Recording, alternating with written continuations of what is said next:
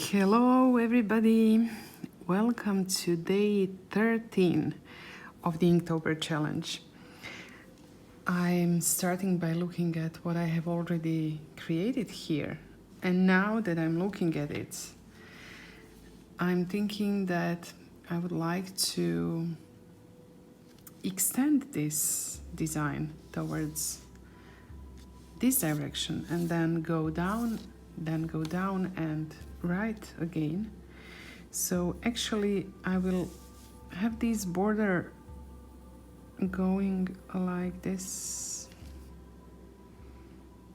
and which means that I need my border to go like this, and I have already done this small part of the border here, which I'm of course just going to ignore the fact that it's here, and I'm going to pretend that it's not.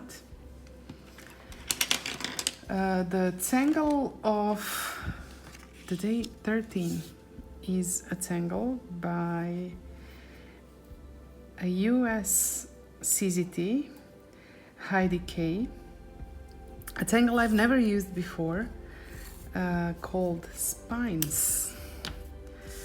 And now I'm excited about using it because after several floral organic tangles, we will have one with some spikes.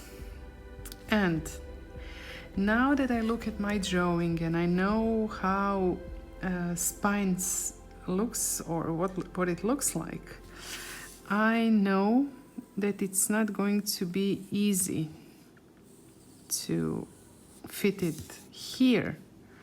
So I might not fit it here. I might maybe even draw some of these beautiful flowers by Shia. I will have to think about it, and I think that I will start drawing spines here and just see where it takes me. As I said, I've never drawn it before, so this is my first time. I hope that I will manage. Let's start. Let's just start without further ado. So this is how it starts. Then I need to add a few spikes to it that are aiming different directions, and I don't think that I will be able, or that I will draw it too large, but it cannot be small because it's growing radially from this central small snail or whatever it is. And I will continue just by adding these spikes. So I'm adding them so that they are facing different directions, not over the ones that are already placed here, and then continuing with the spiral.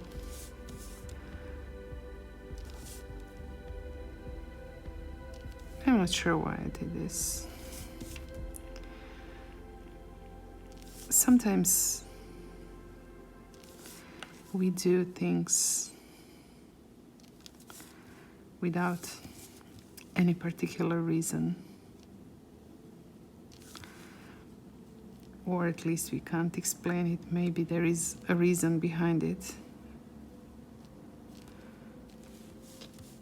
I'm trying to distribute these spikes so that they are positioned in different directions. And then another part of the spiral. I'm not sure when I will call it quits with the spiral.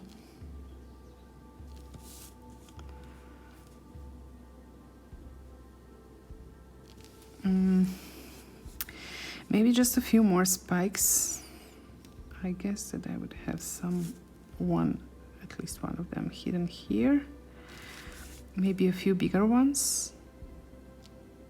And then see what happens here. I don't have too much space, so I will just use a smaller one, and here as well. So now I will decide to use or draw my border and then see if I will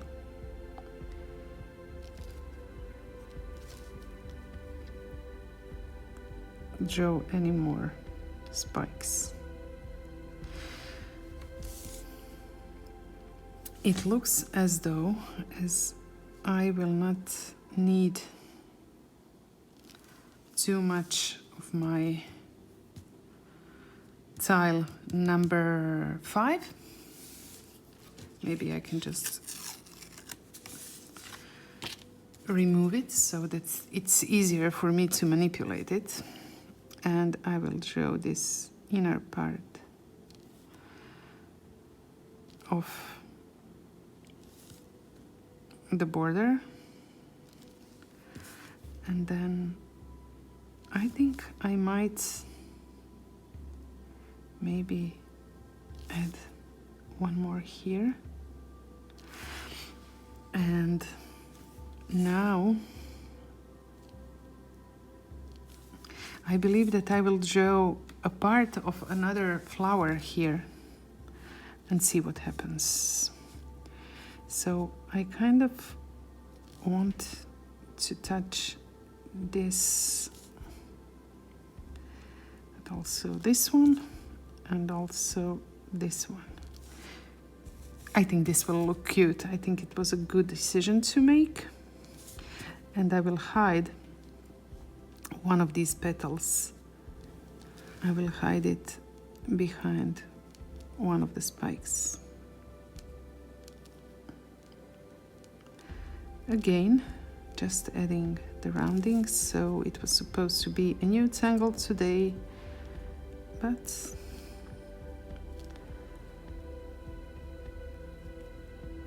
I'm the one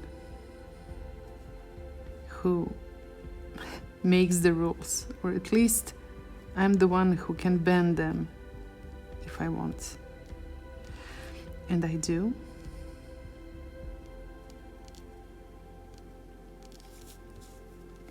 I'm not sure what to do with this. I think I might, of course, I might add several mucus. Because why would you leave the space empty if you can nest a mucka in it? Now, you see, this is a very nice reason to justify your fear of blank space. Like, okay, it's not fear, it's just that any space looks better when it's filled with mucka than when it's empty. I'm not sure if you agree, but if you are a mucka lover, like I am, maybe we can agree about that. Cute little mucka. And now the flicking. You see, flicking is best done, if you ask me, like this, towards your body. If you're flicking towards your body. If you start flicking to the left or to the right, I'm not sure that you will be happy with the result.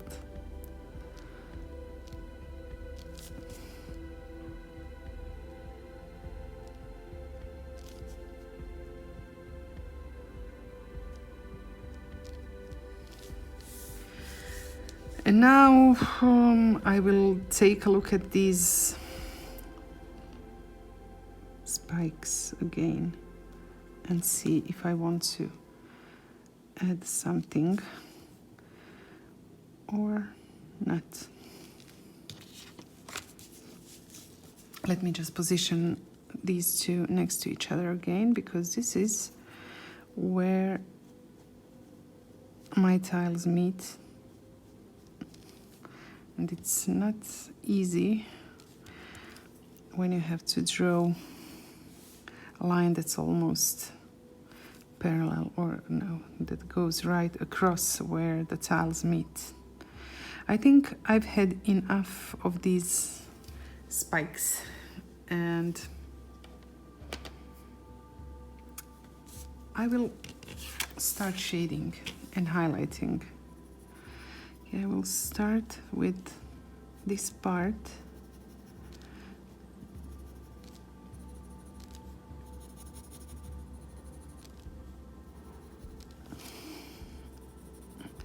I also haven't shaded my border or highlighted. So today I think I will finish most of my tile number 4. I'm not sure, maybe I will draw some of the next tangles here and end it right next to this fangle. But at least the majority of work on this tile number 4 will be done. And now these spikes, I'm not sure, I haven't really checked the way that Heidi does the shading. I'm just going to do my own thing with it.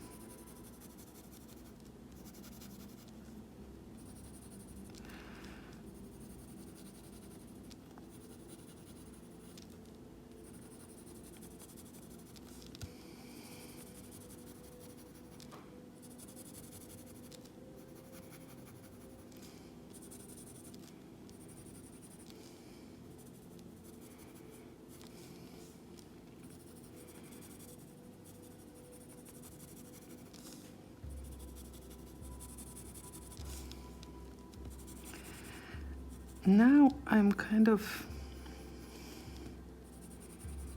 considering shading it in a way that I have these shades that are going only under the objects, which would then mean that I would leave the top part unshaded. Or maybe just do it consistently, maybe a bit less shade on this top part. I'll do it like this, and then I can always change my mind and add some more heavier shading.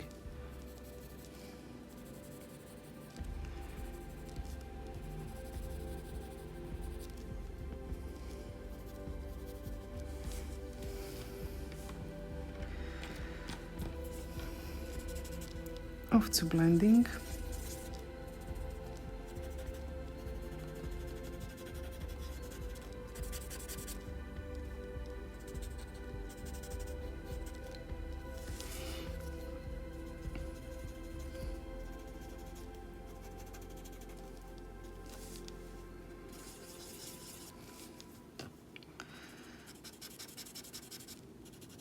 And now the spines. Is it the spines?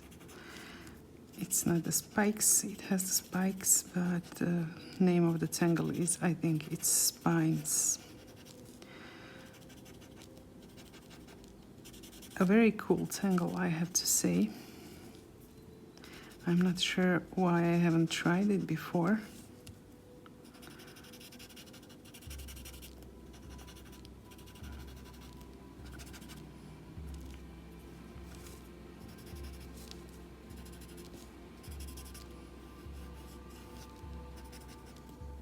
So these are the sections with softer shades.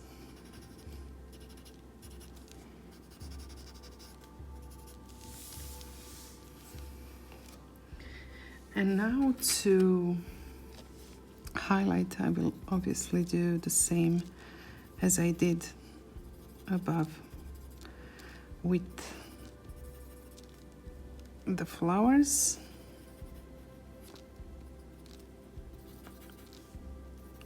And I have noticed that I haven't highlighted the muka above.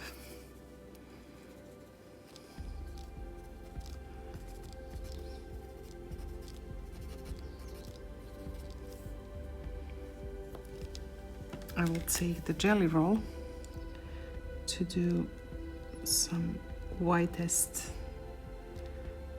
highlights and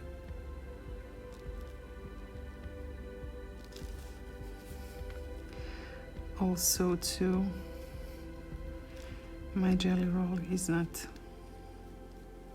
responding to my wishes.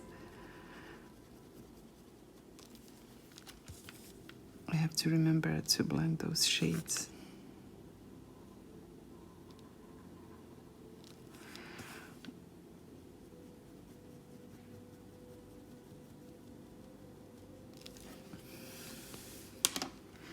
I think I could use some shade right here.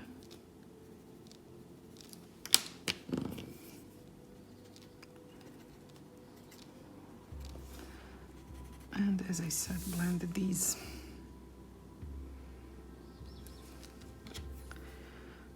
And maybe just to add some contrast between those two.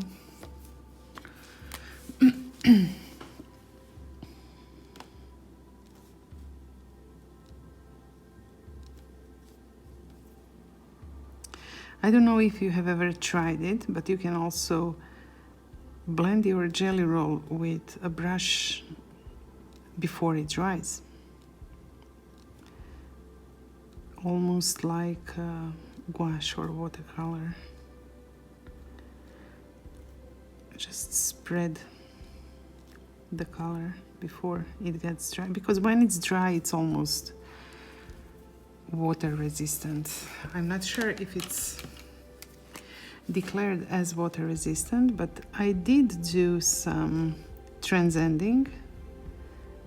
I guess that you have seen it. There are also YouTube's videos that I did with transcending, where I drew over white lines that I did with the jelly roll, and they were water resistant because I used watercolors or watercolor pencils above it, and they did not bleed.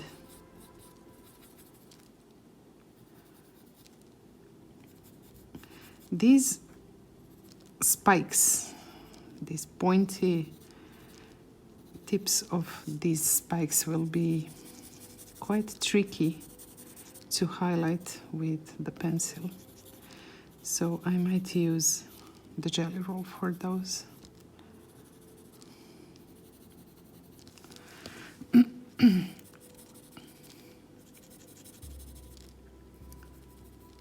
I'm afraid that I will just mess up my line work if I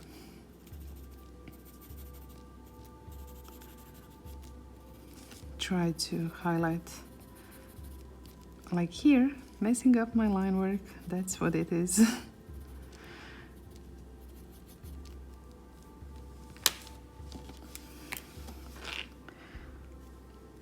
Very cool tangle.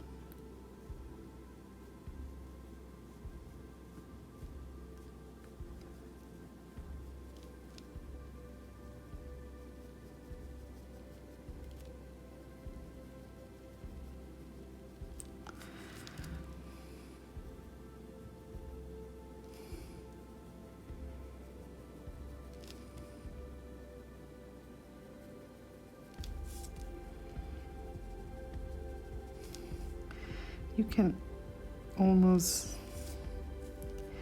shade or vary the saturation of the jelly roll if you just release the pressure. You don't really have to push with the jelly roll. It's just when you touch the surface of the paper, the ink flows and you don't need any pressure. Just lightly slide over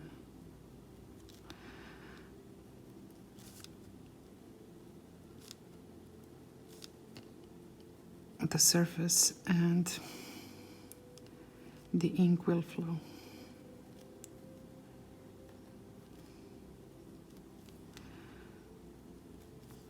You can see that I'm not trying to be too precise about what I do.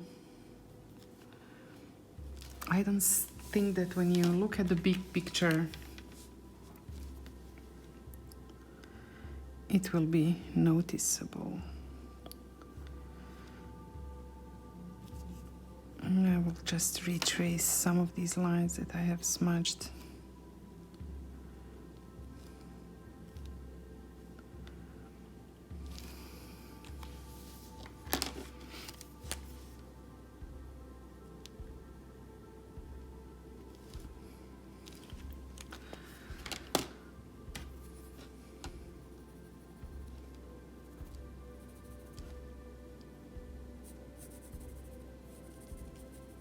I will add some shade right here, so I might enhance the appearance of those shapes hiding under each other.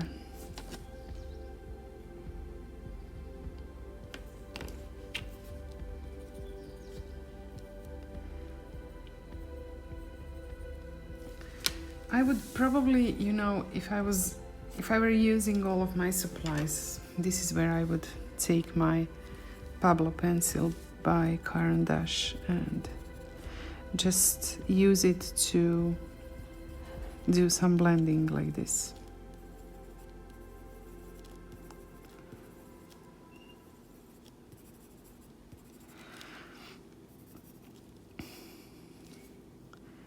And I guess that I'm done with day 13, and I want to thank you for being here with me and invite you to join me tomorrow as I tangle again. Thank you so much and have a nice day. Be creative. Thank you. Bye.